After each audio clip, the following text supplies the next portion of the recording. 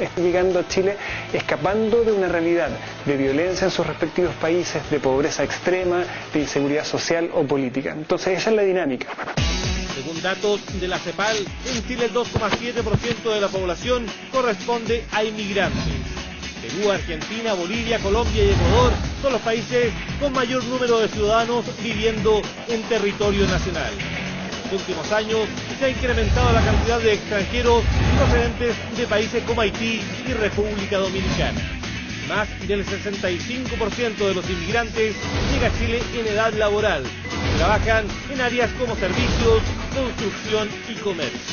Primera vez que entra una migración que compite con la misma clase popular chilena en el terreno del empleo.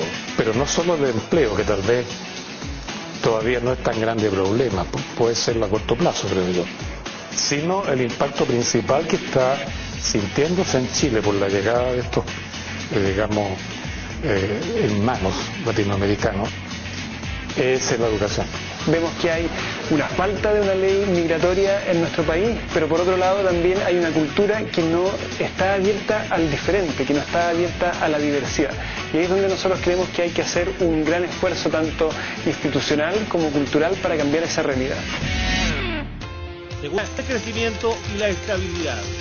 En los años 1885 y 1920, los inmigrantes alcanzaron su pic histórico del 4% de la población. Era el tiempo de la fiebre por la minería. Posteriormente, y por las guerras mundiales, el mayor flujo vino desde Europa. Durante la dictadura, la inmigración se redujo al mínimo histórico del 0,7% de la población. Chile ha sido un país abierto, donde el nacionalismo es puramente simbólico y episódico, con las fechas del 18, qué sé yo, la chicha, el vino tinto y la empanada. Pero en la práctica hemos sido un país abierto, donde el nacionalismo es muy, muy débil. El desafío claramente va a estar en que nosotros podamos aprovechar toda esta migración como una oportunidad para el desarrollo económico, para el desarrollo cultural y el desarrollo social del país. Hoy Chile se enfrenta a un nuevo tipo de migración que en su gran mayoría proviene de Sudamérica.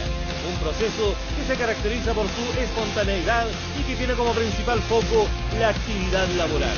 Sin duda, un desafío en términos sociales, culturales, económicos, legales y educacionales.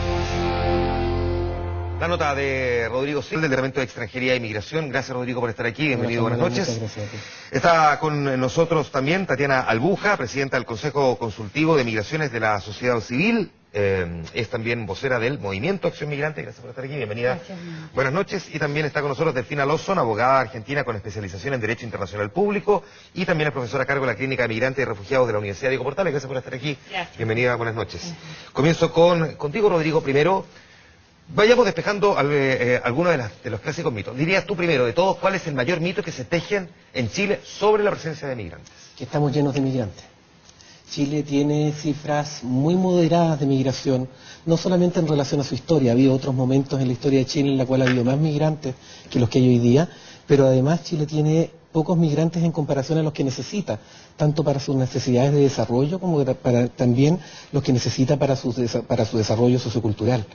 Si nosotros nos damos cuenta que el resto de los países de la OCDE tienen un promedio de 13% de personas extranjeras dentro de su población y Chile todavía no llega al 3%. Si nos damos cuenta que en el contexto regional estamos en un plano medio, porque hay países como Argentina que tienen 4,6% de población extranjera, y los países que tienen menos porcentaje son Brasil, que tiene mucho mayor población, por lo tanto en términos absolutos, somos de los países que tienen menos presencia extranjera. Ya vamos a revisar cifras, pero entonces déjame plantearlo de esta otra manera del final. ¿Es bueno tener inmigrantes viviendo en tierra propia? Porque también uno escucha aquí un montón de teorías al respecto, pero hemos visto al mismo tiempo economistas sacando papers, el The Economist hace algún tiempo un muy buen reportaje al respecto, que más bien viene a derribar esa teoría que dice que los inmigrantes dañan la economía, afectan las fuentes de trabajo. ¿Qué tan relevante es tener para el desarrollo social migrantes en una tierra? Es innegable que es un beneficio para cualquier comunidad que recibe migrantes tener la mayor cantidad o una presencia importante de personas de otras nacionalidades. Aportan desde todo punto de vista. y sin tener como una posición utilitarista de la migración, porque migrar es un derecho y es algo natural en las personas, pero realizan aportes en la economía, en la cultura, en la gastronomía, en los idiomas, en las profesiones, tienen niveles de escolarización muchas veces por sobre la media nacional, entonces desde cualquier punto de vista son un aporte. No existe no existe información empírica que pueda dar cuenta que la migración va a generar un impacto negativo en la comunidad que los acoge. La misma pregunta te hago entonces, Tatiana. ¿Por qué crees tú que se tejen estos mitos entonces? ¿Que somos xenófobos? ¿Cuáles? Y déjeme preguntarle al tiro esto que yo decía al comienzo, que para ciertas nacionalidades se habla de extranjeros y para otras se habla de inmigrantes, como asociando más bien el concepto de inmigrante a una cuestión inferior al de extranjero. Bueno, si nos remitimos a la historia, podemos ver que Chile ha sido siempre un Estado homogéneo desde la Constitución, la conformación misma del Estado Nacional. Y eso ha venido a marcar a Chile esta sensación de querer ser un Estado de raza blanca, ¿no? Entonces la migración desde ese punto de vista viene a remover, ¿no?, estos parámetros que ya se vienen a institucionalizar desde esas épocas. Y no hay que ver más allá de la historia, cuando en 1890 y 1920 se arma esta política de colonización, y lo que decía ahí es que querían mejorar la raza. Entonces, eso es lo que decía Chile en su política de colonización, claro, mejorar la raza, ¿no? Entonces, creo que eso viene históricamente como algo que Chile tiene que cuestionarse. Que de 2010, claro, que fue tremendamente destructivo. Bueno, hay que decir también que Haití no es un país sísmico. Nosotros no estamos preparados para el terremoto, preparamos para el huracán, que claro, preparamos los techos de las casas, no el suelo. Entonces, Haití quedó en el suelo, bueno, Puerto Príncipe, más bien dicho. No es como Haití en todas las regiones, pero el terremoto sí que afectó al país. Entonces, muchos de nosotros estábamos obligados a irnos en distintos países. Y, de hecho, Chile fue un buen aporte cuando ellos también se fueron. Los chilenos fueron para allá a ayudarnos y también a venir con muchos haitianos que estaban ahí en situaciones. Bueno, de donde vengo yo, de hecho, mi familia, por el lado de mi madre, por el lado de mi padre, etcétera, son vascos, gallegos, etcétera, que llegan en el siglo XVIII porque Chile es una colonia que, si bien sigue siendo pobre y lejana, tiene más dinero, entonces mejor venir para acá. Después viene los colonos del sur, por ejemplo, la los colonización alemanes, alemana, que en realidad es alemana, austriaca y suiza fundamentalmente. Y son gente que proviene de distintos países de habla germana en esa época. El gobierno del presidente Manuel Bulnes y luego Manuel Montt dicen, bueno, vamos a tratar de explotar este territorio. Ya O'Higgins lo había intentado antes, tratando de traer colonos irlandeses, pero no le resultó. Y los alemanes llegan, en el 40, se integran rápidamente a la sociedad. Y ya hacia finales del siglo XIX tú tienes la llegada de colonos franceses, de población también de origen palestino, árabe, etcétera, y también asiática, fundamentalmente gente que proviene de China y de Corea y en menor medida de Japón. Y lo que también poco se trata es la inmigración judía que hay en Chile a principios del siglo XIX e incluso también ya con el advenimiento de la Segunda Guerra Mundial. Esos son como las grandes oleadas. Pero imagino que una oleada también actual es como bolivianos, peruanos, haitianos. En el último tiempo, pero eso todavía es difícil de medir, de cuantificar, porque además varía mucho durante los años. Todavía los peruanos siguen siendo el grupo que más migra desde su país de origen hacia Chile y le está rápidamente ganando el primer lugar los colombianos y los haitianos. Pero todavía falta un tiempo porque hay que ver si esas personas se quedan a vivir en Chile, si forman familia, etcétera, porque ese es el tema.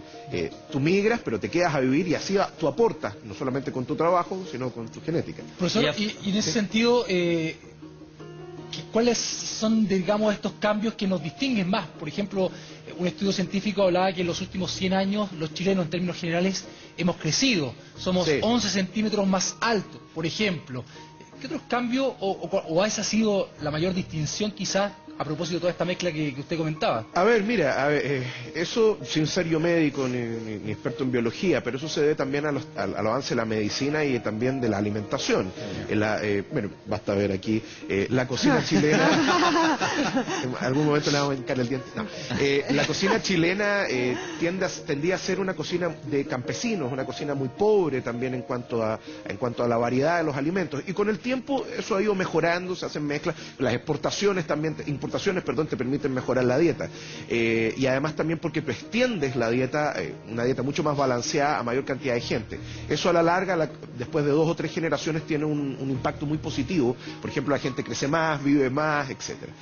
Ahora, uno se va a dar una vuelta a cualquier escuela, liceo, colegio, y las caras de 14 años, los caras de 14 son unos medios pescados. O sea, mira, yo por ejemplo mido 1,67 m, ¿ya? No soy una persona promedio en cuanto a tamaño, pero lo más probable es que mi hijo va a tener no solamente va a vivir más, sino que también va a crecer. Pero por ejemplo, el zapato de mujer clásico antes era 37, y ahora es 38, 39. Todas las chiquillas claro. son 39. La etnia africana, ¿cómo interviene un poco? Porque todo el mundo dice que tiene un porcentaje, pero ¿cómo llegó hasta Chile? Eso es fácil de explicar. Lo que pasa es que, a ver, nuevamente entran los mestizos acá, a pesar de que pareciera que no tienen mucha relación. España tiene un comercio de esclavos, ¿ya? Pero el comercio de esclavos español fundamentalmente está en el Caribe. Tener esclavos en Chile era un tema de lujo y una tontera al mismo tiempo, económicamente hablando, porque los esclavos eran extremadamente caros y el costo de mantención de un esclavo también es caro, porque tú tienes que alimentarlo, vestirlo, etcétera. Hay ese esclavo en Chile si tienes mestizo, porque la relación con el esclavo es permanente, mientras al mestizo yo decía, ya mira, ¿sabes qué? Árame estas cuadras de tierra, ¿cuánto? 200 pesos, ahí está, listo, nos vemos la próxima cosecha.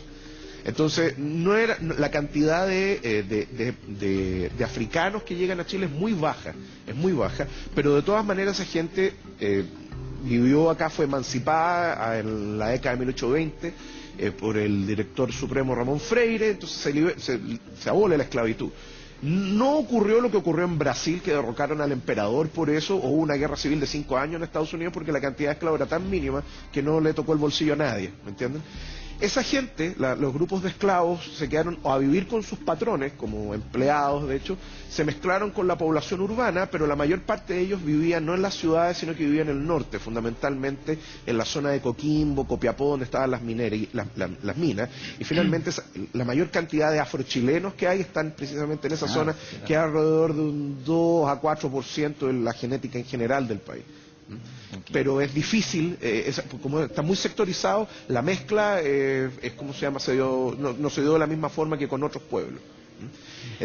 Muy bien. Y por ejemplo, comparado con, no sé, con Argentina, que a veces a nosotros nos gustó tanto compararnos con Argentina y todo, y uno veía ahora ya está, pero la selección de fútbol, ponte tú, uno ve a los chiquillos, tremendos, los mejores, pero bajitos, ¿cachai? Como no, y uno de repente, claro, al lado de los holandeses, ¿para qué decir? Pero también los argentinos a veces son más altos también. Lo que pasa es que piensa tú que Argentina y Chile tienen historias muy disímiles respecto a su desarrollo durante el siglo XIX.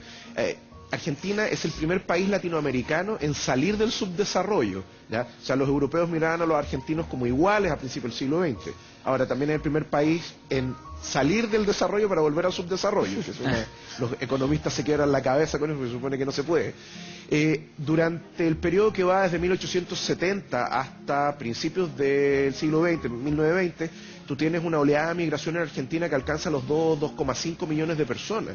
No cesa, ¿ya? Franceses, judíos, alemanes, italianos, por montones, etcétera. Incluso eso habría modificado la forma de hablar de los porteños en el acento. Pero también por el Atlántico, ¿no? Porque además es una vía mucho más sencilla. Para llegar a Chile tienes que darle la vuelta al Cabo de Horno o cruzar la cordillera. Entonces, la cantidad de migración que ellos tienen es considerablemente mayor. Y los europeos que luego, crecen, digámoslo, precisamente gracias a las colonias americanas, porque la dieta cambia, mejora su dieta, etcétera. Por ejemplo, la papa, el choclo, el tomate, etcétera.